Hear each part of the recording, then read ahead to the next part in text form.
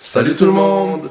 Bon aujourd'hui, comme on vous l'a dit dans notre dernière capsule, on va revenir un petit peu sur tous les conseils qu'on vous a donnés en matière d'épargne, puis on va vous reparler des plus importants, là, comme un résumé. Comme d'habitude, n'oubliez pas de liker, de partager. Parlez de nous à vos amis. Tout le monde a besoin des bons conseils pour rétablir ses finances ou faire fructifier son argent. Exactement, puis même n'hésitez surtout pas à nous appeler parce que les conseils qu'on donne vont dépendre de la situation de chacun.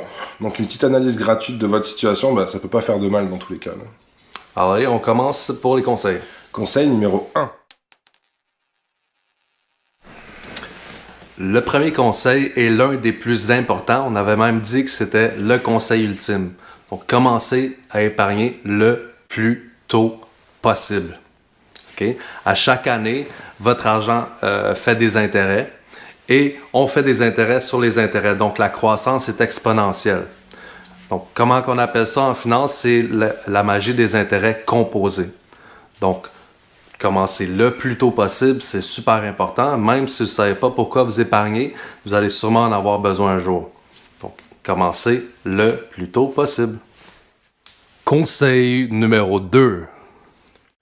Un autre conseil très important, c'est de mettre en place une méthode systématique d'épargne. C'est-à-dire que quand votre paye tombe dans votre compte, on vient tout de suite prélever votre épargne. Ça permet deux choses. La première, c'est que votre argent est sorti de votre compte tout de suite quand la paye arrive. Ça vous évite d'être tenté de le dépenser de manière parfois futile. La deuxième, c'est que vous placez de manière régulière et ça vous permet de compenser certains mouvements sur les marchés boursiers. Conseil numéro 3. Donc, on vous conseille fortement d'éviter les comptes d'épargne, aussi les comptes d'épargne à intérêt élevé. Pourquoi? Parce que les intérêts ici tournent autour de 1%.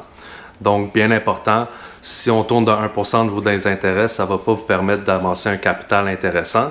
Et deuxièmement aussi, c'est imposable. Donc, si jamais vous avez fait juste 50 $ d'intérêt dans l'année, et imaginez-vous que vous recevez ça là, pour vos impôts, puis ça vous fait changer de braquette.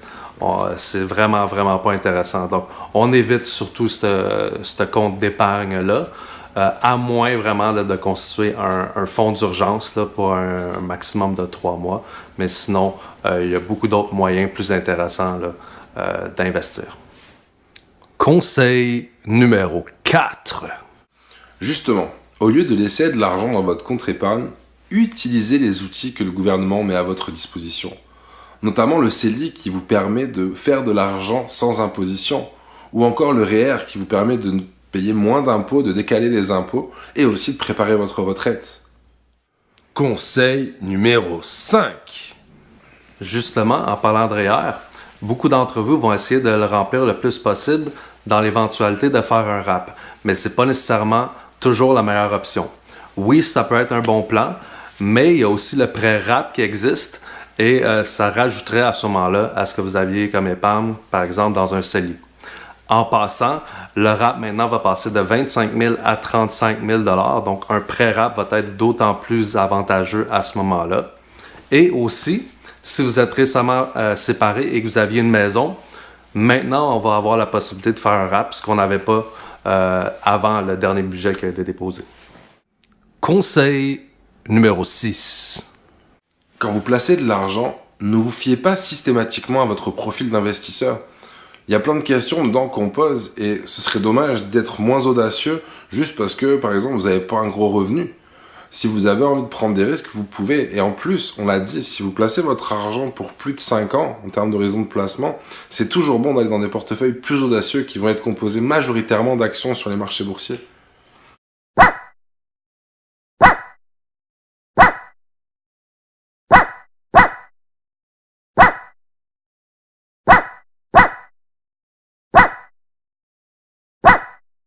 Conseil numéro 7. Évitez les trios déjà faits. Vous savez, ceux qui ont le même nom que votre profil d'investisseur. Vous méritez mieux que ça. Donc, c'est bon d'avoir quelque chose de personnalisé, sans frais supplémentaires, qui va vraiment vous permettre de vous adapter au marché boursier à ce moment-là. Conseil numéro 8. Si vous avez un REER collectif au travail dans lequel votre employeur cotise, on vous conseille de mettre le maximum de ce que votre employeur cotise justement. Bien souvent, ils vont doubler votre cotisation. Hey, c'est 100% de rendement dès le départ, c'est génial ça. Par contre, ça sert à rien d'en mettre plus que ce que votre patron va cotiser. Parce que rendu là, vous mettez de l'argent dans un trio dans lequel vous n'avez pas de contrôle. Autant vous ouvrir un compte sur le côté, dans lequel vous allez pouvoir faire des choix de placement qui vont pouvoir être gérés d'une manière beaucoup plus libre. En plus, si jamais vous quittez votre emploi, ne laissez pas ça là. On est encore dans un trio, n'est-ce pas intéressant? Faites-le déplacer pour le récupérer et avoir au moins la possibilité de le gérer, là. Conseil numéro 9. Commencez le plus tôt possible à épargner pour les études de vos enfants à l'aide d'un régime d'épargne-études. Super important, si on commence tôt, ça va vous permettre de maximiser le plus possible les subventions que le gouvernement va vous donner pour favoriser les études de vos enfants. En plus, votre enfant va pouvoir utiliser ces subventions-là pour aller étudier et vous allez récupérer les cotisations. On ne laisse jamais de l'argent sur la table en finance. Si le gouvernement est prêt à vous en donner, prenez-le. Conseil numéro 10. Bien préparer votre retraite est quelque chose de très important. Ça va vous permettre de la vivre paisiblement et sans stress. On a assez stressé quand on travaillait, là. Mais bien la préparer, ça veut dire bien entendu épargner pour avoir de l'argent à sa retraite, mais ça veut dire aussi bien choisir la manière de décaisser cet argent-là. L'espérance de vie augmente beaucoup dernièrement. Imaginez si vous vous retrouvez dans quelques années à ne plus avoir d'argent, mais encore des années à vivre. C'est pas vraiment génial, ça. Dans ce cas-là, pourquoi ne pas aller voir une compagnie d'assurance pour avoir avec eux une rente qui va vous être garantie à vie, ce qu'on appelle la rente viagère? On vous conseille IA Groupe Financier, évidemment. Bien entendu. Dernier conseil. C'est le plus important de tous. Appelez-nous. C'est important d'avoir quelqu'un de confiance, compétent, au sein d'une équipe de gestion excellente quand il vient de parler de votre avenir financier. Vous pensez pas? Même si vous pensez ne pas avoir d'argent pour épargner, vous seriez surpris ce que Nico et moi pourrions faire pour vous sauver de l'argent. Conseil bonus. Bon, allez, une petite dernière, juste parce qu'on vous aime bien. Couvrez-vous avec des bonnes assurances. Ça va vous permettre de protéger vos finances et de protéger celles de votre famille aussi, parce qu'on ne sait jamais les coups durs qui arrivent dans la vie. En plus, certaines assurances que vous avez déjà vous coûtent trop cher et ça pourrait vous libérer du budget pour épargner plus. Justement, Nico, ça tombe bien. La semaine prochaine, on va commencer de parler d'assurance. On va y aller d'une manière plutôt générale, histoire de se mettre dans le bain, et après, on va y aller dans le plus spécifique, évidemment.